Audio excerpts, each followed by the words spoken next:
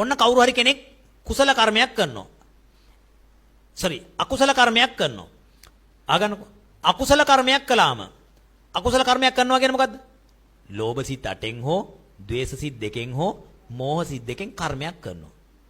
ඒ කර්මයක් කළාම ඒ කර්මයේ විපාකයක් වශයෙන් ප්‍රතිසන්දි ලබනවා නම් ප්‍රතිසන්දි ලබන්න ඕන කොහෙද? සතර අපායේ. කොහොමද? අහේතුකයක් වශයෙන්. දුගති අහේතුක. සතර අපායට කියන මොකද? දුගති අහේතුක. ඒ සිතේ උප්පත්ති සිතේ ලෝභ දේශ මොහ අලෝභ ආදේශ සමෝහ කිසිවක් දෙන්නේ නැහැ. එහෙනම් එයාට කියන මොකද? දුගති අහේතුක. තව කෙනෙක් මෙහෙම ඉන්නවා. කුසල කර්මයක් කරනවා. මොන කුසල කර්මයක්ද? ද්වි හේතුක කුසල කර්මයක්. මොකද්ද? පින්කමක් කරනවා. පින්කමේදී අලෝභය, අද්වේෂය දෙක පමණක් යෙදෙනවා. අමෝහය යෙදෙන්නේ නැහැ. ඒ කියන්නේ ප්‍රඥාව යෙදිලා නැහැ. ඒකට කියන මොකද්ද? ද්වි හේතුක කුසල කර්මයක්. මොකද අම්මා? අලෝභයේ අද්වේෂයේ තියෙන අමෝහය නැහැ. හොඳට බලා ගන්න. කියන හැමෝම අලෝභයේ අද්වේෂයේ තියෙන මොකද්ද නැත්තේ? අමෝහය හේවත් ප්‍රඥාව නැහැ. අහගන්නකෝ. මෙන්න මේ ප්‍රඥාව නැති කුසල සිතකින් කුසල කර්මයක් කරනවා. ඒ වගේම ඒක බොහෝම දුර්වලයි. ඒ කියන්නේ එයාගේ හිත තදට පිහිටලා නැහැ. ඒ කියන්නේ ඒ පින්කමට එයා වැඩි උනන්දු වෙලා නැහැ. හිත ඒකට බැසගෙන නැහැ. ඔහේ නිකන් කරන්නම් වාලේ ආවට ගද්දෙන් පින්කම් කරපු කෙනෙක්. අලෝභයයි අදේශයයි දෙකම තියෙනවා. අමෝහේවත් ප්‍රඥාවේ දිලා නැහැ. ඥාන සංප්‍රයුක්ත නැහැ. ඥාන විප්‍රයුක්ත කියන්නේ ඥාන විප්‍රයුක්ත කුසල සිතකින් පින්කමක් කරනවා. හැබැයි මොකද වෙන්නේ? ඒකත් බොහොම ලාමක ටින්ටින් පින්කමක්. හිත එච්චර බස්සගෙන නැහැ. කියන්නේ බලන්න මේ අහන්න. සමහර අය පින්කම් කරනකොට මොකද වෙන්නේ? ඒකටම හිත බස්සගෙන දවස් ගණන් ඒකට කැප වෙලා මේ ධර්මාසන ගහලා මේකට පුදුම මහන්සියක් වෙලා කැප වෙලා හොඳට ලස්සනට කරනවා. සමහර අය බල්ලා බැබිල ගහේ කක්ක කලා වගේ පින්කම. පිළිවෙලක් නැහැ. දන්නේ නැනේ මොකද කියලා? අයියෝ. හරිද? කොළඹ ගෑනුනේ මෙලෝදියක් දන්නේ. හරිද? බල්ලා හරිද? බැබිල ගහ උඩ කක්ක කරනවලු. කොහමද? බැබිල ගහ කියන්නේ මෙහෙම ටෙන්ෂන් තියෙන ගහක්. බල්ලා ඉතින් පාත් වෙලා බැබිල ගහට නැමෙනවා. නැමිලා මේක උඩ වසුරු හෙලනවා. වසුරු හෙලලා බල්ලා නැගිටිනකොටම ඔළුවටත් උඩින් හරිද? අන්න ඒ වගේ පිළිවෙලක් නැති වැඩවලට කියන මොකද්ද? බල්ලා බැබිල ගහේ කක්ක කලා වගේ කියලා. හරිද? තේරුණාද කියන්නේ? හරි. එහෙනම් අන්න ඒ වගේ පින්කම් කරනකොට මොකද වෙන්නේ? සිත Tamanට හොඳට බැසගෙනත් නැහැ. මේ පැත්ත බලාගෙන ඉන්න. උපාසකම්මා නැගිටලා යන එක අදිහා නෙමෙයි බලාගෙන කියන එක අදිහා. ඕපදූප හොයනවා. හරිද? එහෙනම් අන්න ඒ වගේ දුර්වල දුහේතුක කුසල කර්මයක් කළොත් එයා මොකද වෙන්නේ? සුගතියේ උපදිනවා. බට් එයාගේ උත්පත්ති හිතේ අලෝභය, අද්වේෂය, අමෝහය කියන එකක්වත් නැහැ. එතකොට සුගති අහේතුකයි. අරයා දුගති අහේතුකයි. දුගති අහේතුක නම් තිරිසන්, പ്രേත, අසුර, නිරේ. දුගති අහේතුකයි. සුගති අහේතුක නම් සුගතියේ මනුස්ස ලෝකේ උපදිනවා.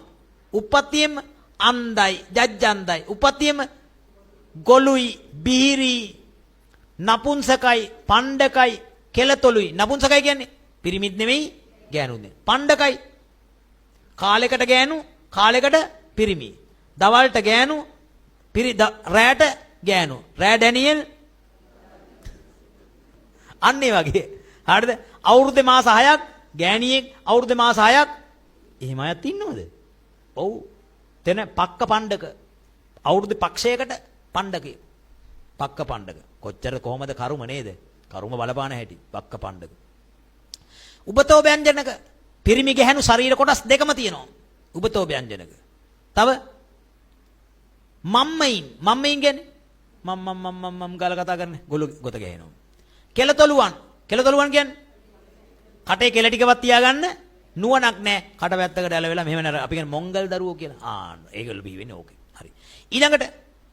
ඊළඟ අය තමයි මොකද්ද? සුගති ද්විහේතුකය. ද්විහේතුක වෙන්නේ කොහමද? ආගන්න. එකක් තමයි අලෝභය, අද්වේෂය කියන දෙක පමණක් යෙදෙන අමෝහය නැති ප්‍රබල කුසල කර්ම කරනවා. එයා ප්‍රබලව කරනවා. හැබැයි මොකද ප්‍රඥාව නැහැ. එහෙම වුණොත් ඒකෙන් ප්‍රතිසන්දි ලබන්නේ කොහමද? අලෝභය අද්වේෂය දෙක පමණක් තියෙන ද්විහේතුකෙක් වෙලා සුගතියේ ද්විහේතුකෙක් වෙනවා. කවුද? දුප්පත් මිනිස්සු. තේරෙන්නේ?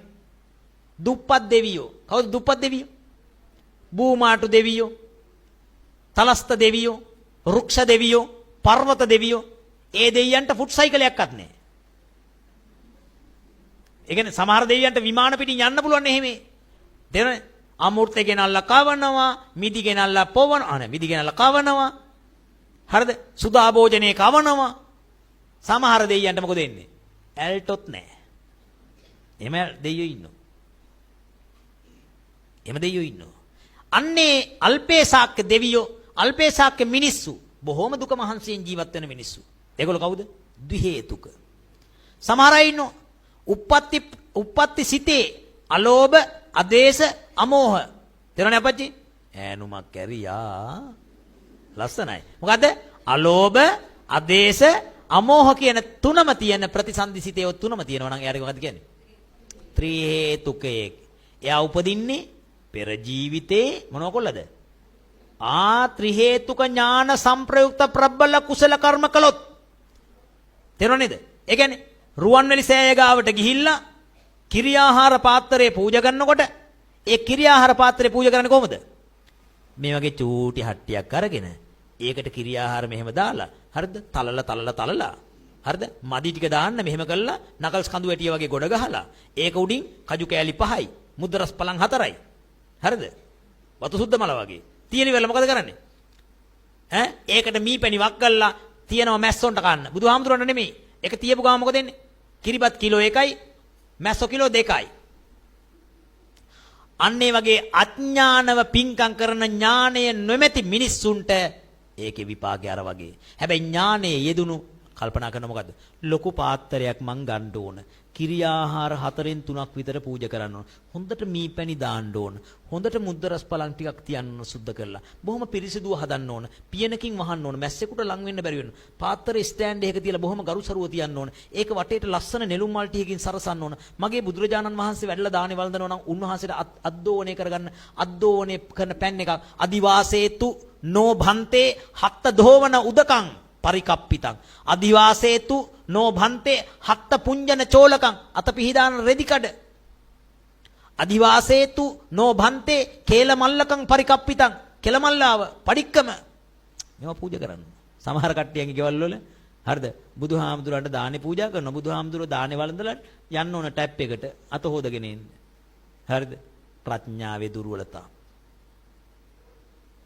අන්න එහෙම ඥාන සම්ප්‍රයුක්ත ප්‍රබල උත්කෘෂ්ඨ කුසල කර්මයන් කරන මිනිසුන්ට ඒකේ විපාකයේ වශයෙන් යම් තැනක උපදවන කල්හි මහේසාක්‍ය දෙවියෙකුද මහේසාක්‍ය මිනිසෙක්ද ගන්ධර්වයෙන්ද බවට පත්විය හැකිය. ඒකට කියනවා ත්‍රි හේතුක ප්‍රතිසන්දිය.